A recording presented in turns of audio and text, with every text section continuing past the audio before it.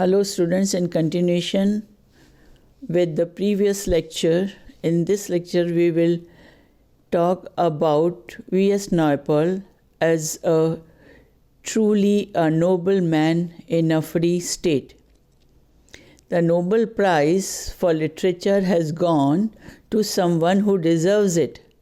Like the great masters of the past, S Naipaul tells stories which shows us ourselves and the reality we live in.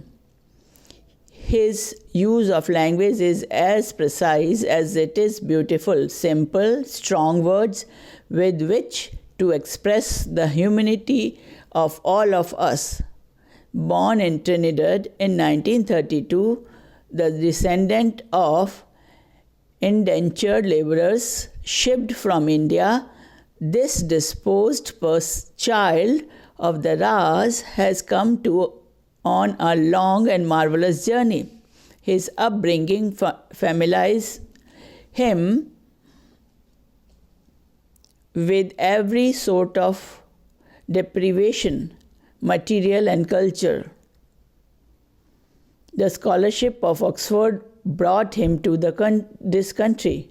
Nothing sustained him afterwards except the determination, often close to despair, to become a writer.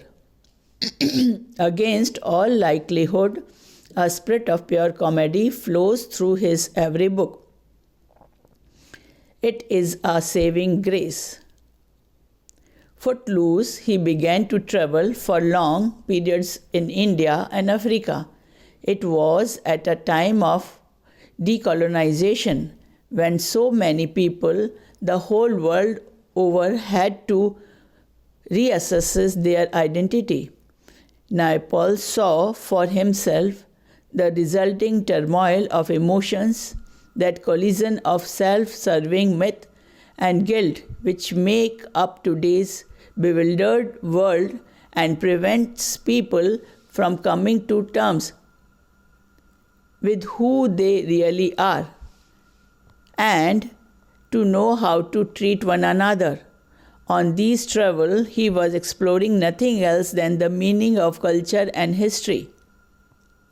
Victimhood might have been his central theme, granted his background. Not at all. That same determination to be a writer also liberated him from self-pity. Each one of us, his books declare, can choose to be a free individual. It is a matter of will and choice and above all intellect.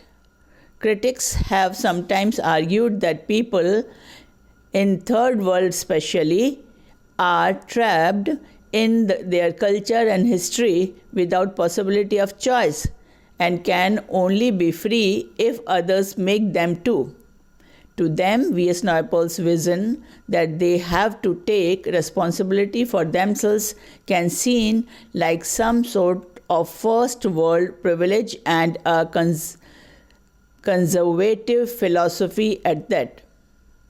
Quite the contrary, the absolute rejection of victimhood is necessary if we are to meet as we must on an equal footing. And it is no exaggeration to say that he has shifted public opinion towards this understanding as no other writer has done. Courage and persistence were required to hold a belief quite so unfashionable in recent years.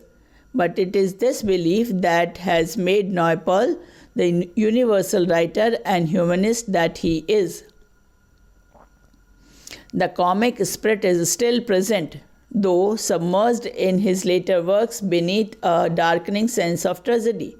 Naipaul has written about slavery, revolution, guerrillas, corrupt politicians, the poor and the oppressed, interpreting the races so deeply rooted in our societies.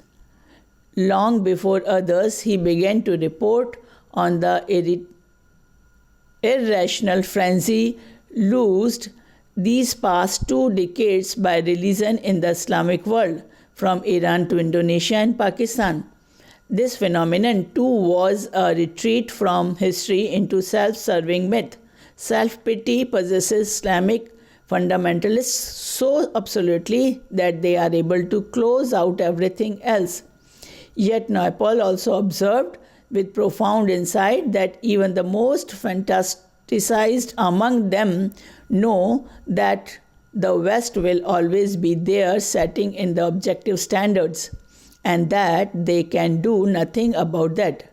They are to be pitied for a race so helpless. In himself, Naipaul is a private man who lives in the country in order to have the solitude for thinking and writing. Everything that has ever happened to him is pigeonholed with executor, and in his memory, well read, he can quote books he read years ago. And all the conversations he has made. Melancholy grips him at the spectacle of the steady grinding down of the old world, as he put it, and he might complain to an interviewer that he is living in a plebeian culture and that celebrates itself.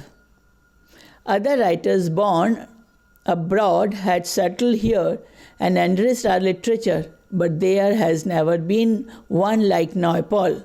His personal story is moving, his achievements extraordinary. There is a great moral to his life's work, that the human comedy will come out all right, because when all is said and done, intellect is more powerful than wickedness.